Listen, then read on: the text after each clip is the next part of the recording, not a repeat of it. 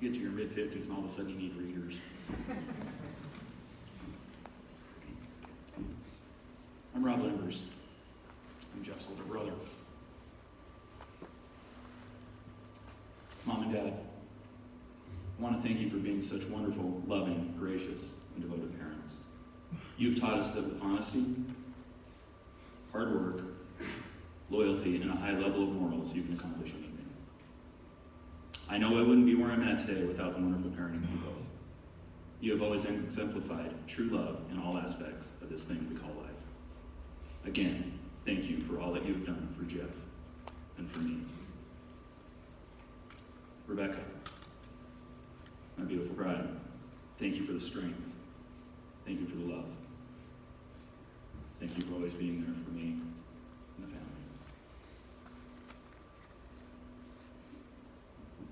Today I have the honor of sharing with you the memories of my only sibling and the wonderful life he lived and the happiness he brought to all of us.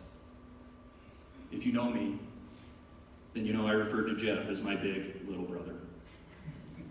I admired him greatly and talked very proudly of him. Look, everyone in this room, none of us signed up for this. None of us thought or wanted to be remembering Jeff, your life so soon. You see, just a few months earlier, I addressed many of you in remembrance of Shalise, Jeff and Susie's beautiful daughter. 2018 has been a tough year. It's been a tough year for all of us. Mom and Dad, I am so incredibly sorry for this loss, and I promise to get you through it. We will stay Limber strong. Susie, there are no words. I wished I could ease your pain, and I wish I could take all of your grief. I'm so sorry for all of your suffering and your grief. We need to remember what a wonderful man Jeff was. To my boys, Stosh, Louie, Gabe, and my wife Rebecca, I am so sorry for the tragedy and loss you have experienced this year. I know it has been difficult.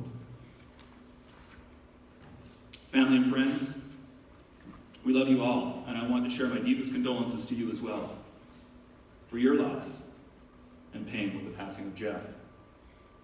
And last, but certainly not least, Jeff's fellow brethren and sisters. Those of you in law enforcement, I am very sorry for the loss of a parallel comrade. Jeff loved all of you. But I'd like it if we didn't focus on that sadness today. Let's focus on the good and pleasing parts of life. Trust me, you're lucky it's not me in that coffin and Jeff up here addressing you today. Because if it were, you'd be in for a journey of laughs, inappropriate comments, peppered with a few choice swear words, but mostly a celebration of life. I firmly believe that's how Jeff would want me to address you today. So let us all remember the happy, funny, and kind man that my brother was. A famous writer once said, "We make a living by what we get. We make a life by what we give." That was Sir Winston Churchill. If that is true, then Jeff made a great life. He was the most giving and loving person. He was funny, and on most occasions, again, inappropriate in the funniest and kindest of ways. Frankly, you wouldn't expect anything less from him. Judging from the smiles and the nods, it seems that many of you agree with me.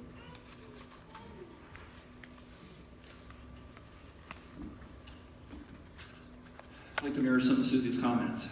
Jeff was married to Susie for 28 years, and they were together for 33. If you added all of mine and my cousin Annie's marriages together, I don't think it would total 28 years.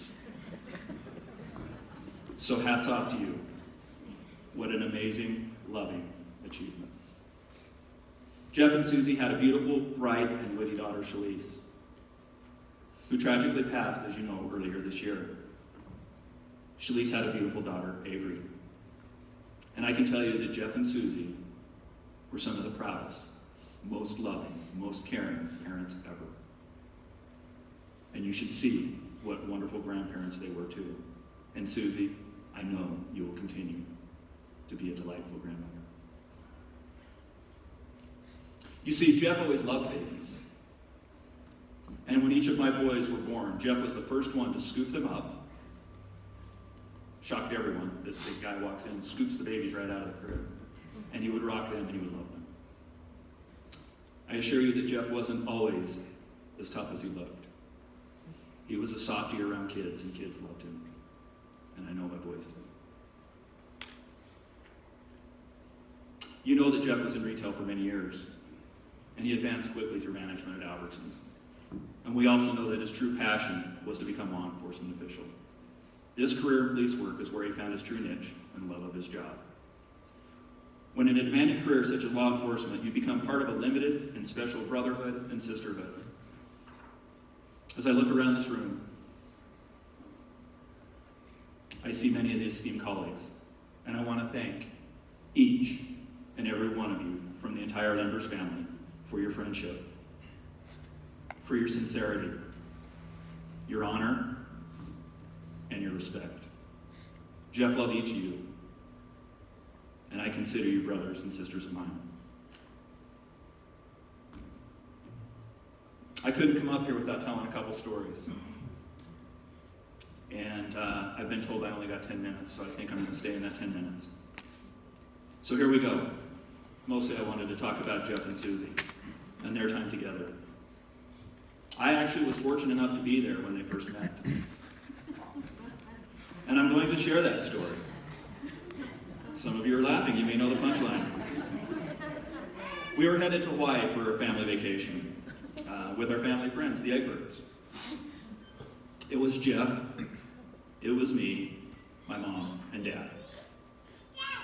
That was our clan. And Jerry and Sue, the Egbert clan, had Lisa, and Lisa brought her very dear friend, Susie. I was like, this thing worked out pretty good. We don't have to worry about looking for girls while we're in Hawaii. Just say. So at the airport, our parents somehow managed to get the four of us kids into the same row on the plane, as they, our parents, sat back in the smoking section. I'm that old, you used to be able to smoke on a plane. And it looked miserable back there, by the way. Now, and with that said, please allow me to set the stage here a little bit. So we all get seated. We're all excited to be going on vacation. And then it happened. The most god-awful smell I've ever had the misfortune of being in the presence of swept through the plane. I immediately elbow Jeff as hard as I can and share a few explicits with him, giving him, I'm going to kick your butt look. He has the gall to look at me in the eye and say, wasn't me. Just then, I look over at the two girls that we're going to be traveling with for the next week. They're laughing, and I'm thinking, great. We sure set a nice first impression. We later discovered the originator of that profane smell was Susie.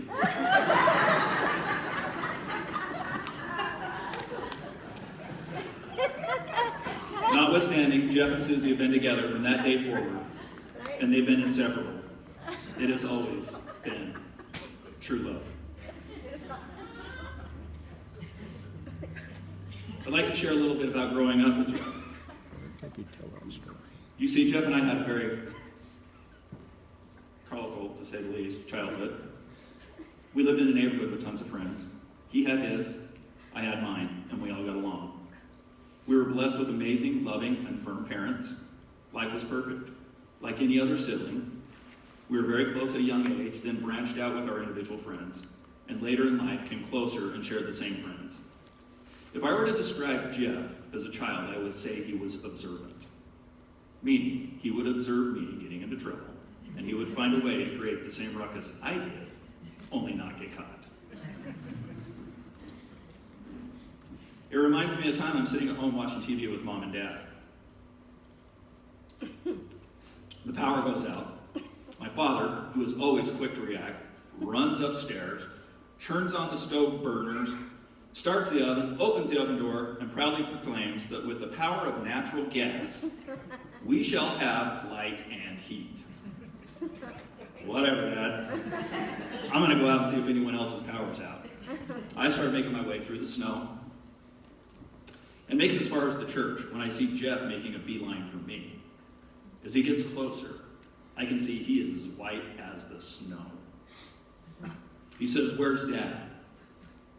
You see, we wound up saying that a lot growing up. "Where's Dad?" I respond, "He's at the house." "Why?" And then I proceed to explain. "The power's out." Jeff says, "I know." He said, "We stole so-and-so's." I'm protecting the innocent because they may be in the audience today. I don't know. Dad's truck. Keep in mind, I think they were 13. Got it sideways in a corner and hit a power pole head on. It knocked out the transformer. I'm like, "Holy cow, what are you going to do?" He says, "I'm not going to do anything. I told so-and-so he better not tell anyone that I was in that truck, and you're not going to tell Dad."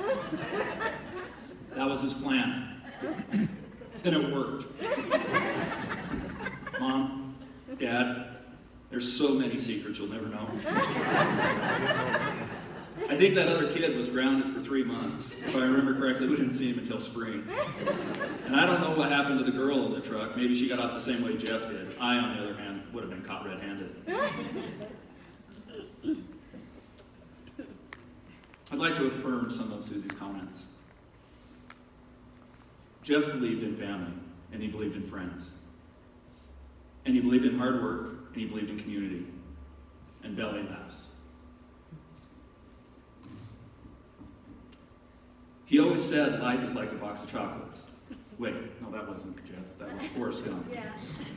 Okay, Jeff always said people are idiots, and I want to punch them in the face most of the time. Now that sounds more like it, right? Right. Those are the types of words of wisdom that I will always remember with a sheepish grin in anticipation of a reaction from me or from whomever would have been present. There's so many other stories I'd like to share, but I can't. And I've shared some, and some have been shared with me in these last couple of days. And it reminds me what an incredible man he is and was.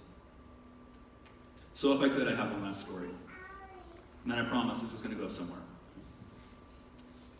One of my guilty pleasures on my flights are reading my Wall Street Journal and, of course, the free booze. Okay, that's 2 things. I'm telling you that to tell you this. I remember reading an article about a dignitary's funeral. And they shared a moving quote that a brother had delivered. And I remember thinking to myself, I hope to never deliver that speech. On my flights is when I do most of my thinking. It's sad up there sometimes. Today, I'll do my best to share part of that eulogy. Unfortunately, I couldn't find it verbatim. So here's my rendition, or at least how I remember it. It obviously moved me. Please bear with me, and Jeff, this is from my heart. Dear brother, you just walked on ahead of me, and we've got to understand that you must release the ones you love and let go of their hand. We will try to cope the best we can, but we are missing you so much. If we could only hear your laughter and see your presence, and just once more feel your touch and witness your strength. But we can't. Yes, my brother, you've just walked on ahead of me.